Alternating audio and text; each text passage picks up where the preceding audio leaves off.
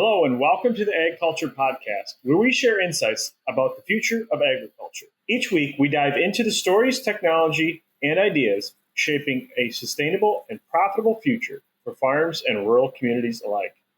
I'm Paul Windemuller, host of the AgCulture Podcast, and today I'm interviewing Steve Ferguson. Now, Steve is a co-founder of Hunter Riley Limited, located on the North Island of New Zealand. Hunter Riley is a producer and marketer of New Zealand Manuka honey. Now, many of you listening to this may have heard about Manuka honey. It really got its legs, I know, at least in the U.S. and the European market around the time of COVID because of all of the properties that come with Manuka honey as health benefits. Now, Stu's story is really interesting. He started out as an engineer and over time decided to become a Manuka honey producer back when the industry or the sector in New Zealand was in its infancy, when most people didn't know the difference between Manuka honey and regular honey. So he has been in this sector really since the beginning over 20 years ago.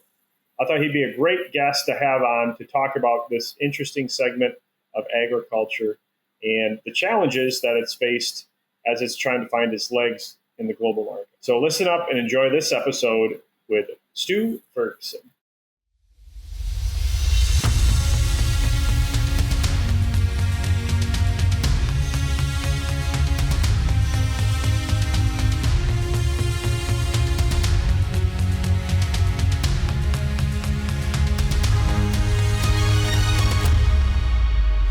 Well, in today's episode, we have Stu Ferguson coming to us from the North Island of New Zealand. Welcome, Stu. I'm looking forward to our conversation today. Thank you, Paul. And we're going to be talking about the Manuka honey sector in New Zealand. And a lot of people probably are, well, they might be familiar with it. It's gotten a lot of popularity over the last decade. And you spent the last 20 years in the Manuka honey industry and really have seen the industry grow from basically almost nothing to something that's quite world-renowned now. So can you take us back to the beginning of that? What did that look like when you first got involved in the sector, and how did you get involved with it? Right. Well, so probably a pretty typical trajectory for most people is I married a daughter of a beekeeper, and he kind of encouraged me to do it part-time, just make a bit of cash on the side. And that was, I think maybe 23, 24 years ago. And so when I got into it, I went to my first conference and I looked around at all these absolutely train wreck utes turning up to the car park and all these disheveled old people that were beekeepers, and I just shook my head. And you said, this is the best way to make money, right? Yeah. I really had a moment. Anyhow, look, so I got talking to them, and the first thing I discovered is nothing had changed since the old days. And so these guys were making like bottom boards for the beehive, and it was taking them forever. And with my mechanical engineering, product development background, I had a lot of experience with injection plastic molding. So I just looked at this thing and thought, man, there's got to be a better way. And so I had all the right contacts. So I started making beehive equipment and plastic injection molding. And rather than a complicated, a product that they were currently building, it was a one-piece, ready-to-go sort of concept. And so what I didn't know, though, was this Manuka boom that was about to appear at the same time. And so actually it was call it luck, but yeah, it all happened at once. And so I started beekeeping 24 years ago, and it was just pure luck that Manuka and the research Peter Molan was doing in the background was going to ignite our honey industry. Yeah, so let's talk a little bit more about that in detail.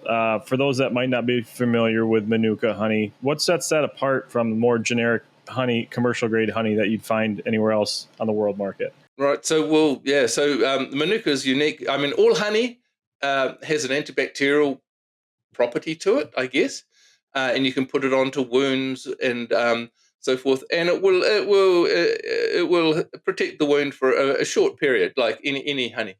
But the unique aspect of Manuka is that it will keep protecting for like several days afterwards. Its antibacterial properties are just leaps and bounds ahead of every other honey available. And there's also, when we say Manuka, it's a little bit of a myopic view because there's always a little bit of Carnuka in there as well. And Carnuka has an anti-inflammatory property to it, and the Manuka has an antibacterial property to it. And so they go hand in hand. Yeah, hand in hand. It's a perfect scenario. And so the Carnuka, I guess from a marketing perspective, hasn't been pushed because it's quite confusing, to talk about the two very similar sounding honeys. But there's generally always a little proportion of both, and it's but it's the antibacterial combined with the anti-inflammatory properties of the honey that really give it a unique property of wound healing, and we're discovering all sorts of other stuff as we go along as well into the gut and so forth. But it's probably a story for another day. Where do those properties come from? Is that specifically a certain flower, certain plant that those bees are targeting for pollen that those properties are coming from, or what makes it, outside of those properties, what makes it Manuka honey? They are just big hillsides full of Manuka flower, generally, and Carnuka. So normally you get the Manuka on the southern, more sheltered, wet slopes. Manuka likes wet feet. And then the Carnuka is normally on the southern, the northern facing, obviously opposite in your world, but and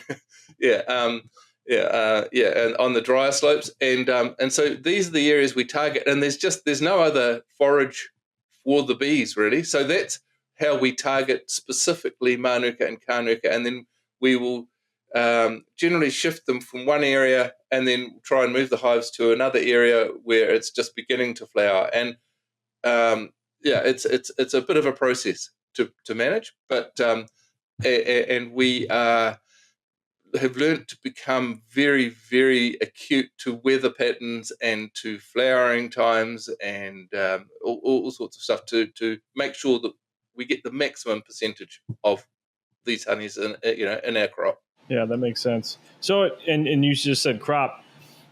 I'm picturing in my mind you're probably putting these hives on land that you might not own, that you have some sort of contract with the landowner on. So it's a very it's a much more lower capital intensive way to get into farming, where you're not having to buy thousands of acres of land. But what's that? I'm guessing that's what it is, right? You're not going out buying huge tracts of land specifically for making honey, are you? We do. You are? Okay. Wow. We do. That's really interesting. So, so are you multi-cropping this land or grazing livestock on it as well, having multi-enterprises, or is it really just focused on making sure that you have a thriving population of Manuka and Carnuka? Yeah. So what's been happening is that we've been buying blocks of land and planting not genetically chosen Manuka that has a very high potency level, and then planting onto suitable land and growing it specifically for cropping. Okay. And some of the bigger operators, such as Comvita and so forth, have really done a good job on this, and they've grown massive swaths of land and planted it out. But there's train wrecks along the way as well, where pigs have gone in and thought that's fantastic, gone in and eaten all this, the seedlings, and so it's been a real hit and miss, process. But yeah, generally, most operators now will own some land and will also lease and pay for land. And what we try to do, just because of the seasonal variance throughout New Zealand, we try and get two diverse areas that we know will crop at maybe 4 weeks apart from each other. But to protect ourselves, we try and, if one fails, then we've got option 2 up our sleeve. Otherwise, we can operate for 12 months with very little income. Okay.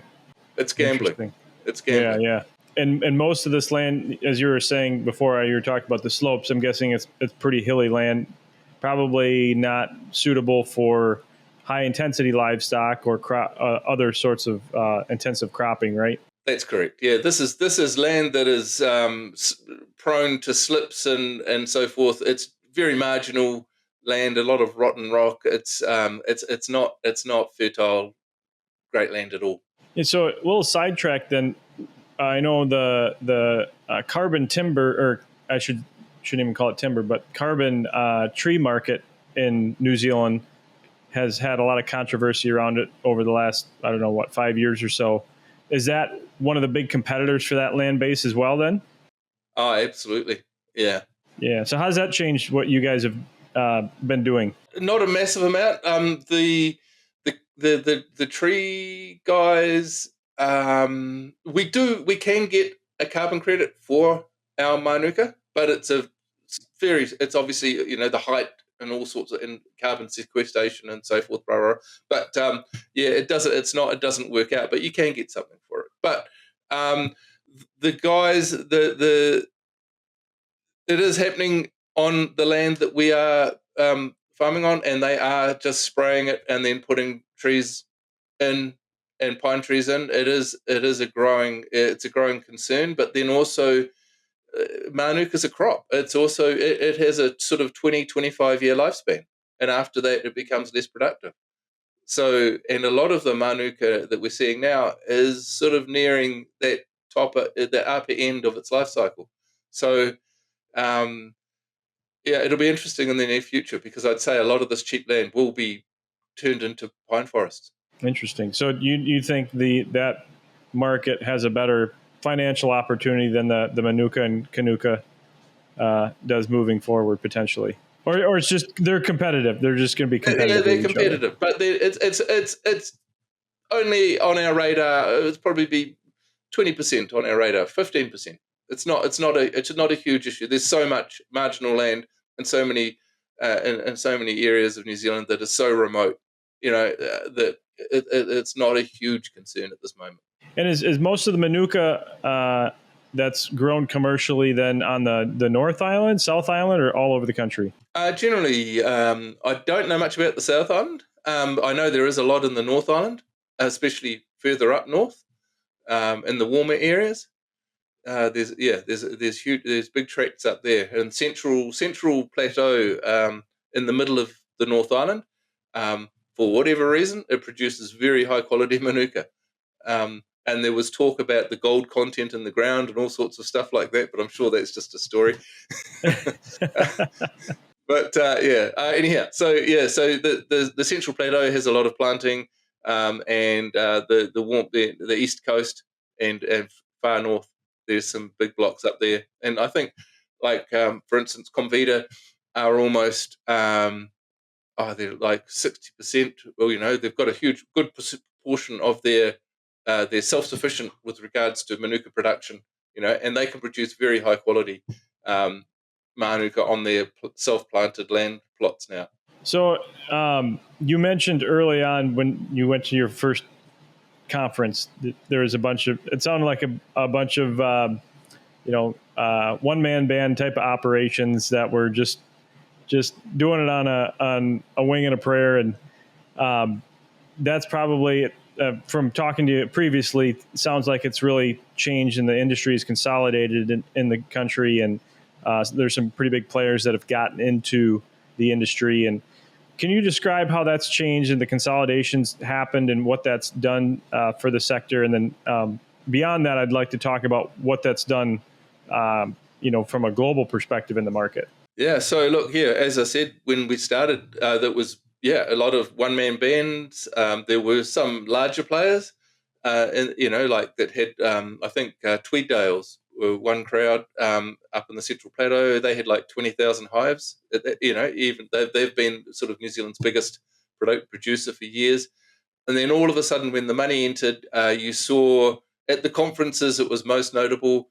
there was a lot of guys with their chests pumped out, and businessmen turning up to these events, and they looked completely out of place, and a lot more suits and ties. Yeah, well, yeah. A lot of egos walking around anyway, and it was really noticeable because most beekeepers are quite modest sort of characters. And anyhow, so we saw this gold rush of people arrive on the doorstep, and suddenly professionalism and setting up systems and processes, like it was foreign to most people, and a lot of people got dissuaded at that point, and of the older generation just I think kind of took a bit of a step back and either retrenched or they just or they grew, and the ones that grew and did really well turned into big corporates. And what was interesting is that beekeeping, I think a lot of the guys that got into it, they don't understand the fickle nature. Like, this is being in the honey production sector is gambling, because you can work all year and then you get a 6 to 8 week window of honey production, and if it all goes pear-shaped, well, you've carried those overheads for the whole year and you've got no return for it. So, and I don't think a lot of the ones that got into it really understood how fickle this business can be. And so getting bigger with more overheads and larger tier of management and so forth made it pretty tricky for a lot of the big guys. And we saw over COVID really hurt us, to be honest. We've seen a lot of the big corporates really struggling. Like, for instance, Comvita was trading at $7 and it's now down to 45 cents a share. It's been quite dramatic, but all the fundamentals for them are solid, I believe. So I think it's still a great company, but just the fundamentals are there. And the other thing that's been really interesting is a lot of the money that's come in is from overseas, and with shareholders and shareholder expectations. And what we've seen is that a lot of these corporates have done things completely out of sync with where with what they should have, how they should have been behaving, was completely at odds to what they should have, that any other company would have been doing. That caused a few dynamics, especially like for America, for USA. The New Zealand rules changed over here, and we had a Manuka definition. We finally had a scientific definition, and just prior to that coming in, some of the big corporates saw this coming, and so they dumped hundreds of tons into the American market, which was a new market for us, and dumped low grade Manuka into the market, and kind of set an expectation, I guess, for the American public about what Manuka was about. And that was, and also what it should be priced at.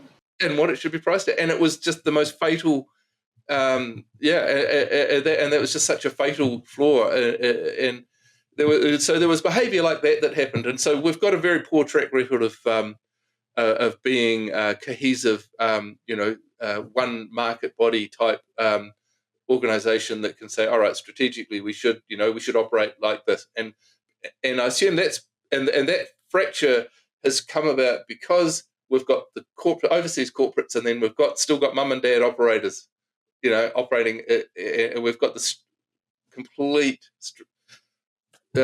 diverse ownership model, and that does cause us headaches. I mean, you look at other sectors in New Zealand that have been really successful, like the kiwi fruit industry with Zespri, for example. Although they're definitely facing some pretty big market pressure now with a lot of other kiwi fruit production around the world now. But they did a really good job of branding. They branded Chinese gooseberries, really, right? That was their whole thing, and they turned them into kiwi fruit so people would think they come from New Zealand. And then they built a whole brand around that really resonated with the market. Do you think there's still opportunity to do that with Manuka? Look, we are sitting in pole position. We are one of the only countries in the world now that don't import any honey. So globally, there is a real issue with adulterated honey, and predominantly dare I say, it is Chinese honey that is being very cleverly manufactured to mimic and pass the tests now that the current tests we've got, to look like honey and to pass the tests. But it's all synthetic. It's completely, very cleverly made, but at a cost level of $2 to $3 a kilogram. And so beekeepers in Ukraine and all around the world are going out of business because of this false honey. And also Australia even import, the main operators in Australia are Capilano, and they Chinese have relationship with Chinese interests, and so they're bringing in the fraudulent honey and no doubt blending it to thin out everything and make a better cost, a better priced product.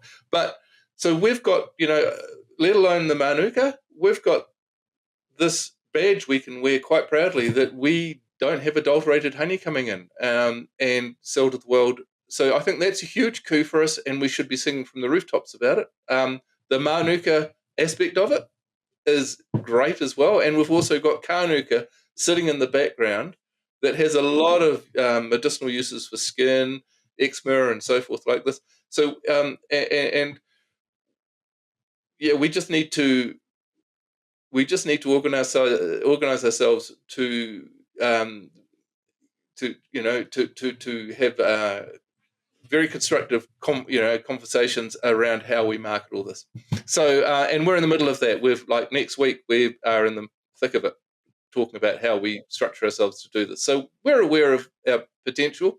Yeah, you've got great potential. You've got a great name recognition in New Zealand. Everyone thinks of quality when they think of New Zealand and natural, and I think you still got that going for you. Like you said, you're one of the only countries that don't import, so it's not adulterated, and you've got these great health attributes.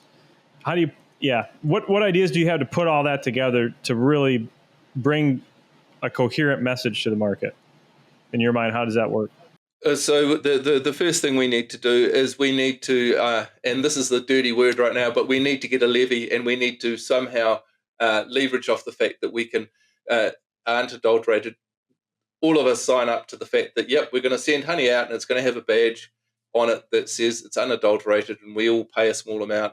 And then from there, we fund an organization that can distribute the funds throughout the whole market to put specific strategies around our marketing and promotion. So currently, one of the things we're doing, when you buy Manuka honey, we're confusing the customer. We're calling it MGO, UMF, K factor, MQS. We call it all these different things, and we enter this market and we go to the trade shows and we all sit there with our little stands calling it 5 different things, but it's the same thing. Yeah, and as a consumer in the US, I'm sitting here, I don't know what any of this stuff means that's on this jar, but and who grades it, and whose standard is it by, right? Yeah, exactly. So we are our own worst enemy from that perspective, and that's what we need to pull in. We need to first and foremost, that's what we need to sort out. And once I think that's our main thing, stop confusing the customer, and also the bulk export side of the honey business, we need to use data and software to control that. So we can send bulk exports overseas as long as when it gets over there, we can have the honey retains its integrity, and we can test it on the shelf and go, yep, that's still the same honey that was sent over there. So and potentially the whoever the customer is can pay a fee that goes back to support us in our industry. Backwards. So I think we can do it. It's going to take some very big paradigm shifts here, because it's been driven from the bottom up. It's been traditionally a beekeeper focused industry, but I don't see that. I think there's a huge paradigm shift that people have to get their heads around now, and I don't think that's going to be readily accepted. But I really do think we've got to think of the customer first and foremost. We think of the customer and work our way down. It's pretty simple kind of philosophy, but if we just go customer focused and work our way backwards, I think we're safe as houses. So how do you retain that value if you can cultivate that market? How do you? I mean, I've seen this in so many other commodities where industry levies bodies have worked hard and come up with great new technologies, built a great market, and then one player comes in there and just takes all the value for themselves. How do you, as an industry, get that money back to New Zealand and get it in the hands of the beekeepers? Oh, that's a good question. You don't have to have the answer. I'm just throwing that out there. I've seen it in so many other sectors in agriculture, and that's as farmers or beekeepers or whatever, we like producing. That's what we focus on, and we lose focus on so much of the value that we're actually providing to the market, and we let somebody else take that. Look, I've got a foot in both camps here, because I both pack and send in bulk, and sending in bulk is technically a dirty word, but for the customers we're sending in bulk to, they're getting some value out of it for sure. But they're packing in glass jars. They've got a recycling system where you send a jar in, they send you another, bit of honey out.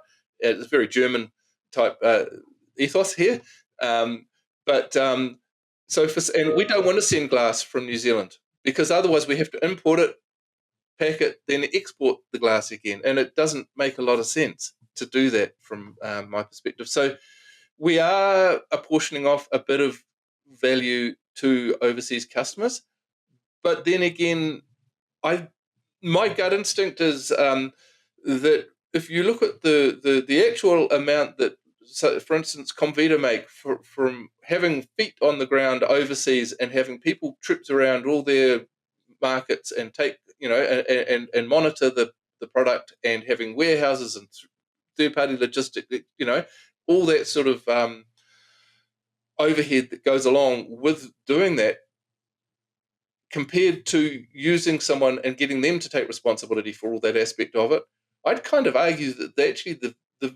I don't know how much value is being lost. Well, I would agree with that. I'm thinking, so let's say your levy body comes up with this great grading system that really makes sense to the consumer, right? That's a valuable thing.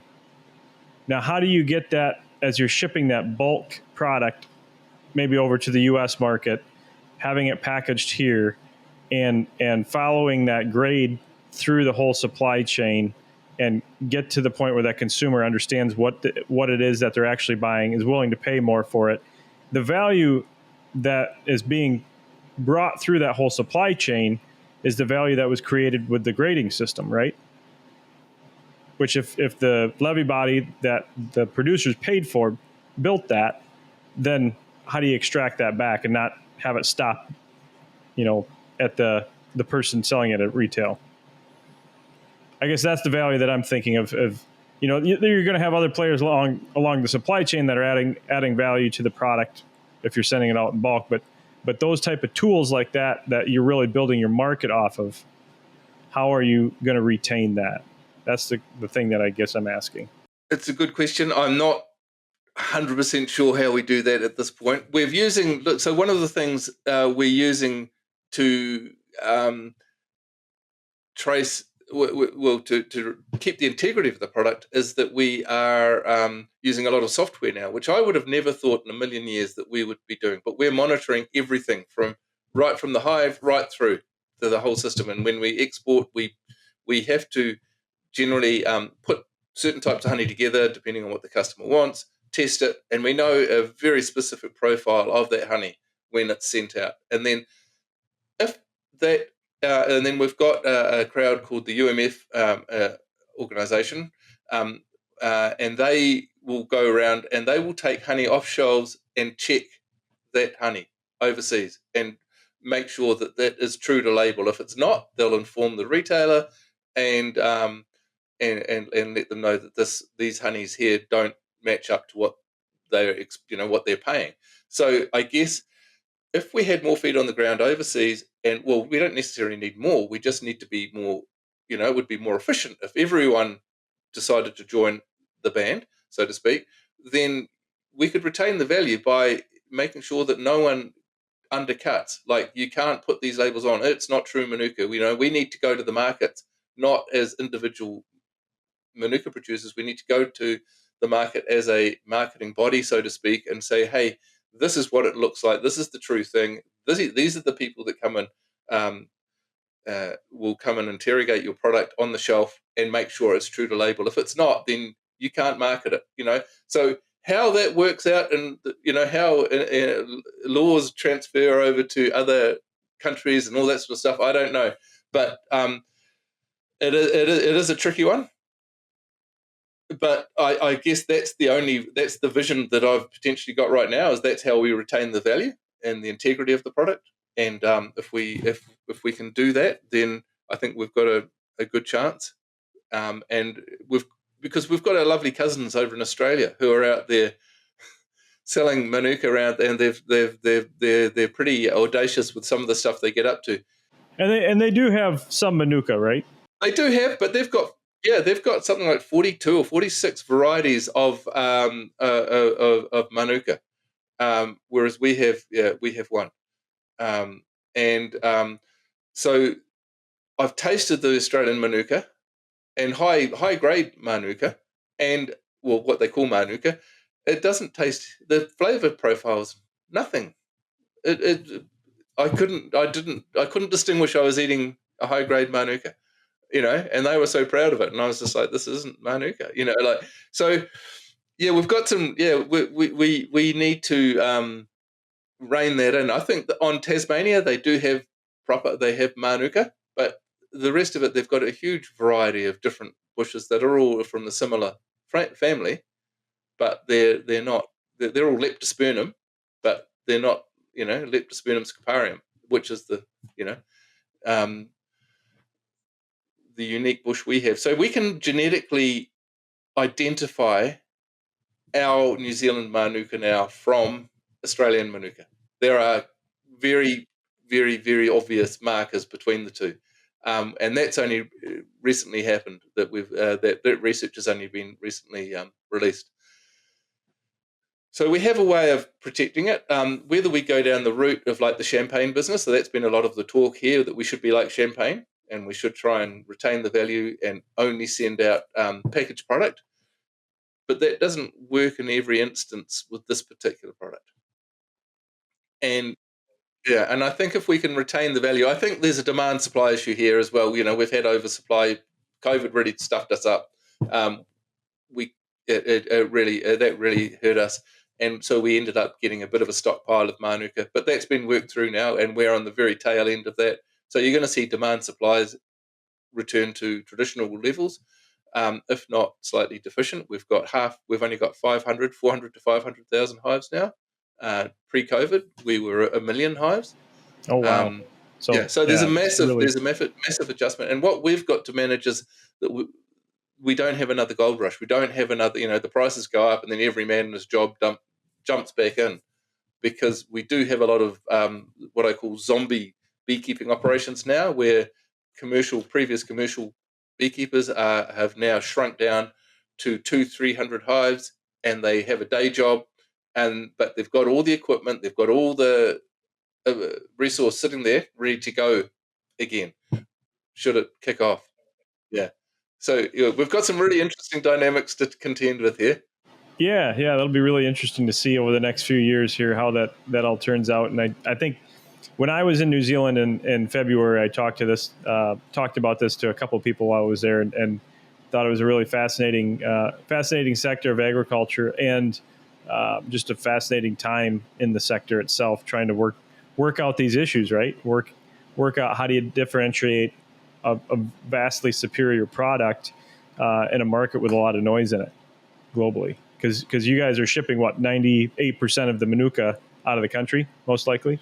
Yeah, because our tourism was a good source locally to move honey, but the tourism numbers here after COVID have dropped a little bit, so it's not quite what it was. And the Chinese market, I think, was the biggest hit for us. That's really taken a dive, which is why Comfeeder's taken such a big dive.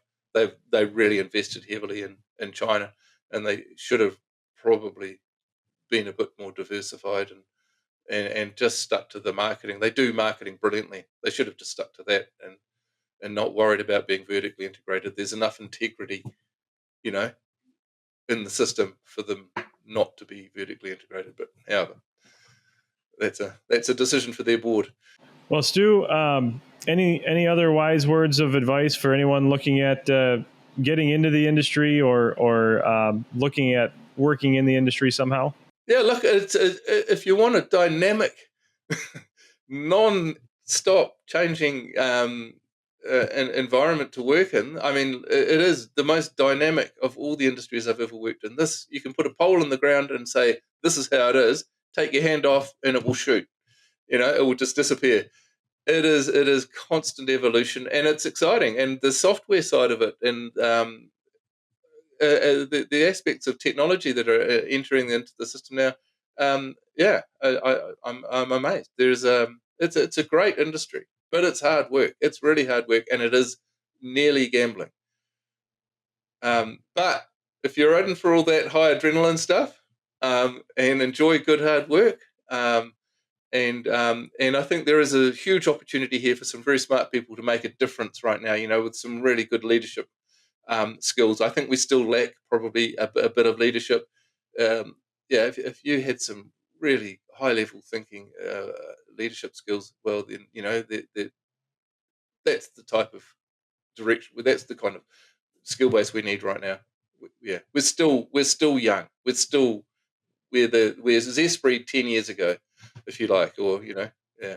Well, Stu, thanks so much for being on the podcast today. I really appreciate you sharing about a great sector of agriculture in New Zealand agriculture, and look forward to seeing how things turn out over the next few years for you guys down there. Yeah, thank you, Paul, and thank you for getting in touch with us and being able to share our story. And I think interview us in another year or two, and I'm sure I'll have a whole new change. Yeah. It'll be completely different yet again. Yeah, and we'll throw some links in the show notes here to some of the organizations that you talked about, so people can check that out, and probably just Google Manuka honey New Zealand, and they could find out some interesting things as well if they want to dig into it deeper, right? Yeah, no, absolutely. I think the UMF Association are definitely key people they're key. Yeah. So and ApiNZ, who I'm with currently, that's the body that we run everything right now. Well, we're running the majority of the coordination with government and so forth. But let's see what new industry pops out soon. That's an industry body that hopefully improves everything. Well, good luck, Stu. No, thank you very much, Paul. You take care. Thank you. Well, thanks for listening to another episode of the AgCulture Podcast with Stu Ferguson from Hunter Riley Limited in New Zealand. Hope you learned a lot from this episode. And if you have, please share it with somebody you know. That is how we grow our audience. That's how the word spreads, and we continue to educate people around the world in agriculture. One thing I just wanted to mention, I really enjoy connecting with people that have been listening to the podcast to get some feedback on what you've liked and maybe what you haven't liked as much. I want to know both, good and the bad. So please feel free to reach out to me. Mostly LinkedIn is where I'm active. Also other social media, Facebook, Instagram, those sort of things as well. But LinkedIn is where I'm the most active. So reach out to me. Love to hear from you. And as always, if you'd be so kind as to leave a rating and review on whatever podcast platform you're listening to this on, I really appreciate that as well. So until next week, I'm Paul Windemuller, and this has been the AgCulture Podcast. Thanks for listening.